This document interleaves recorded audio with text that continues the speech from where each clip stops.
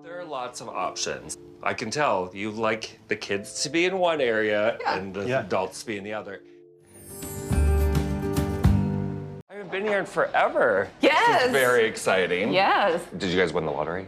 So I won the Texas Tuesday. Have you ever watched someone on TV and felt like you just knew them? That's the magic of David Bromstad, the incredibly energetic and always smiling host of HGTV's My Lottery Dream Home. For years, he's been helping everyday people find incredible houses after they've won the lottery, sharing in their joy and excitement. His laugh is contagious, his style is unforgettable, and his positivity seems to light up the room. But have you ever wondered what's behind that bright smile? What is the real story of the man we see on our screens every week? The truth is, David's journey to becoming the happy and successful person he is today was not an easy one. It was filled with some very dark and painful moments. His life has been a story of overcoming huge challenges, of being knocked down and getting back up again, stronger than before. This is the story of what really happened to David Bromstad, a story that is much more than just designing beautiful rooms. David grew up in a small town called Cokato in Minnesota. It was a quiet, traditional place. From a very young age, David was different. He was a gentle boy who loved art and drawing. He had a creative spirit and a personality that didn't quite fit the mold of what everyone else expected. Unfortunately, being different in a small town can be very hard. David became a target for bullies. The worst moment came during high school. One day, he was walking through the cafeteria, and something truly shocking happened. In a coordinated act of cruelty, over 600 of his fellow students all made an obscene gesture at him at the same time. Can you imagine the feeling? The entire school, a sea of faces, all mocking him at once. But the shock and pain didn't stop there. The principal, the very person who was supposed to protect him, saw what was happening and unbelievably joined in. David later described that moment as a daylight hell. It was a humiliation so deep and so public that it scarred him for years. After that, no one stood up for him. No teacher stepped in. He had no safe place to go and share his feelings. He felt completely alone and began to withdraw into himself, carrying a heavy weight of sadness and fear. During this incredibly difficult time, David found his escape, his safe haven. It was art. He would lose himself in drawing and designing, and most of all, in color. Those bright, vibrant, and energetic colors that we now associate with him, they weren't just a design choice, they were a form of survival. In a world that felt dark and cruel, he created his own world full of light and color. The joyful artist we see on TV was forged in those moments of sadness. The light he shares with the world is so bright precisely because he had to learn how to create it himself during some very dark days. He has spoken openly about living with depression throughout his 20s, a time when he was just trying to survive and find his place in the world. After high school, David followed his passion to the Ringling College of Art and Design, a famous art school in Florida. He had a big dream to become an animator for Disney. And guess what? He made that dream come true. He got a job at the most famous animation studio in the world. It was everything he had worked for. But that joy was short-lived. The economy took a turn and Disney had to let a lot of people go. David was one of them. In an instant, his dream job was gone. Losing his job at Disney was a massive blow. It wasn't just about the money. It was about his identity. Who was he if he wasn't an artist at Disney? He felt lost and adrift. But David is a fighter. Instead of giving up, he decided to pivot.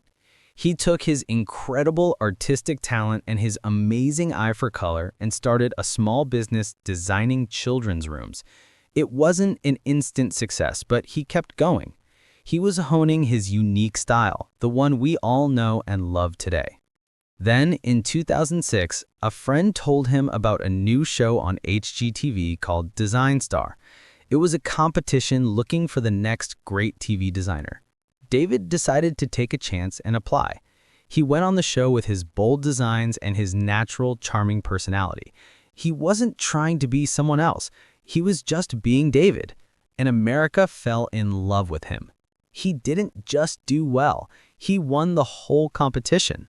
His life changed overnight.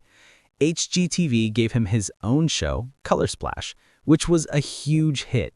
Later in 2015, he became the host of My Lottery Dream Home, which turned him into a household name.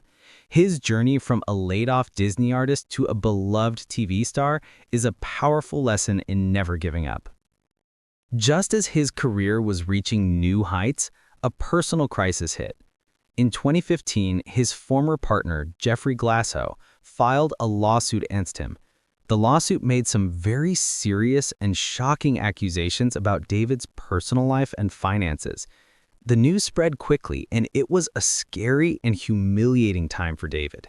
His fans were shocked. The accusations seemed to be the complete opposite of the cheerful, kind person they saw on TV. While many people in his position might have gone on the attack or started a public feud, David did something very different. He chose silence. He didn't hold press conferences or post on social media. He trusted the legal system to handle it. He remained quiet and dignified throughout the entire process. After several months, the court dismissed the entire case. The judge said the claims were baseless and had no evidence. The court even ordered Glasso to pay David's legal fees. David's lawyer stated that the allegations were false and made by a desperate person to damage his reputation. David himself later posted a message on social media that seemed to reference the ordeal. He wrote, "I've learned that timely silence can be the most Powerful action. He handled a terrible situation with incredible strength and class, proving that sometimes the strongest response is quiet confidence in the truth."